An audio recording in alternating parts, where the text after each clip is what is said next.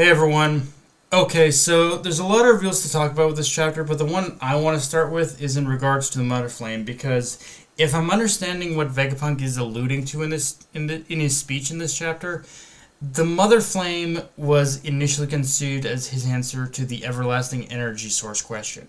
But because everyone from the Five Elders, the world nobles, is an absolute ignoramus, they chose to wield that power instead as a weapon, and in doing so, by destroying all of these islands over the years, by destroying Lelucia with this power, they have effectively caused these tectonic shifts and rises in sea level, which again goes to explain why they want so desperately to cover it up, because if the populace knew the government is actively destroying the world rather than keeping it safe, then or rather just in general, that the government is destroying the world by their own hands, unintentionally or not, then yeah, as history has shown time and again, people are going to rebel. They're going to rise up en masse to the point where even they wouldn't be able to keep, where even the government wouldn't be able to keep things under control. And honestly, the reveal in itself isn't all that surprising, because the first moment I saw the Mother Flame being used to destroy Lelucia and the massive gaping hole it left on the earth, I started to think, okay, there has to be repercussions for this. No way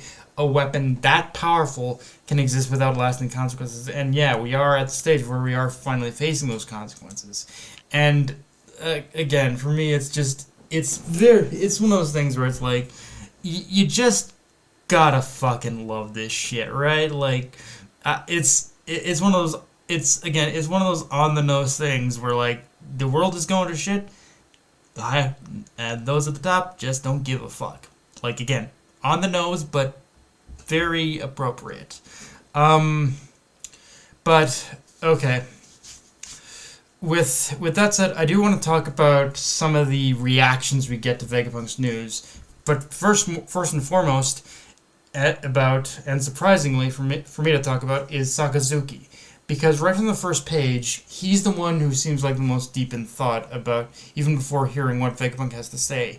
And in general, it's one thing that's going to be interesting to track with Sakazuki beyond this point is where exactly he's going to land, like where he's morally going to land in all of this, and just where exactly Oda is going to take his character after this. Because while it's no secret that Sakazuki, more than any other Marine, has got a hate boner for pirates, it's also true that he has butted heads with the government a few times since becoming Fleet Admiral. So at best, I think we're going to start seeing Sakazuki truly like question things a bit more and way more, and start to understand Sengoku's point of view in regards to the government and just how truly shady their tactics have been in the name of safety and security. Like, in general, I don't think Sakazuki is going to change like anything about what he believes, but I think he's going to start viewing things less in black and white and more so in a certain gray area, much like characters like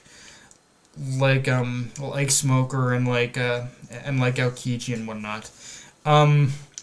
But the other one I do want to talk about though is the daughter of Roswald. Is Roswald, I think.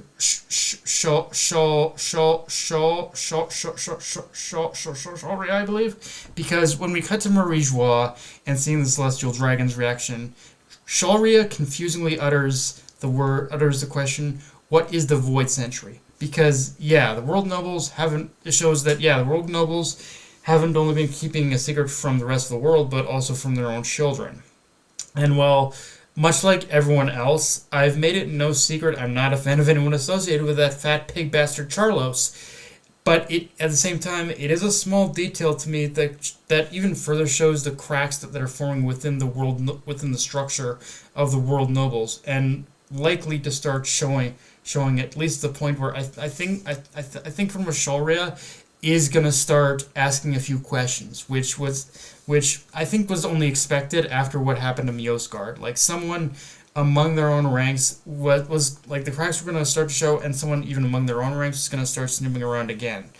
It'll be curious though to see if Shalria ends up making the same mistakes as Miosgard though, or if she's gonna be even sneaker about it. That's gonna be my That's gonna be the one thing I'm curious about. But like, I think and I'm not even sure if Shari's gonna become like an ally, but Shari, I think, she's gonna at least start asking questions of what the fuck is going on.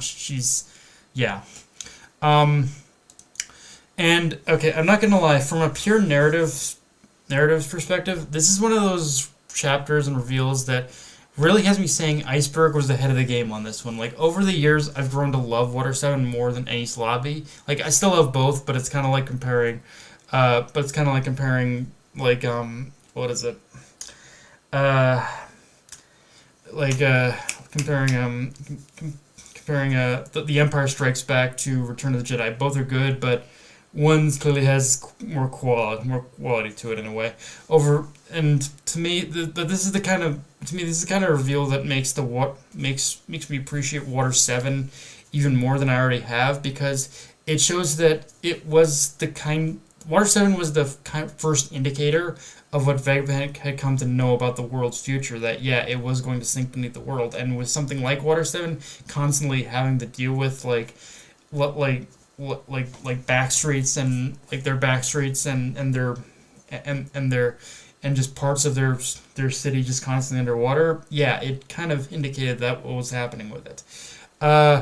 With that said, though, let's get to talking about the other big reveal, which is that Vegapunk tells us that Joy Boy was in essence the very first pirate. And honestly, given what we know about the legend of Joy Boy and how he spread laughter and joy to others to the point where he even helped free so many slaves, this reveal is kind of the least surprising of the chapter. But I will also say the thing about this reveal that makes me curious is the nature of what caused the Old Kingdom to fall now. Because the implication seems to be what's happening in the present also happened to some degree in the past. And that's possibly what caused the fall of the Old Kingdom. And I'd really like to know exactly if this phenomenon has happened before, because I have a very hard time believing the world hasn't gone through something like this before. Otherwise, I don't think Joy Boy's legend would have persisted this long.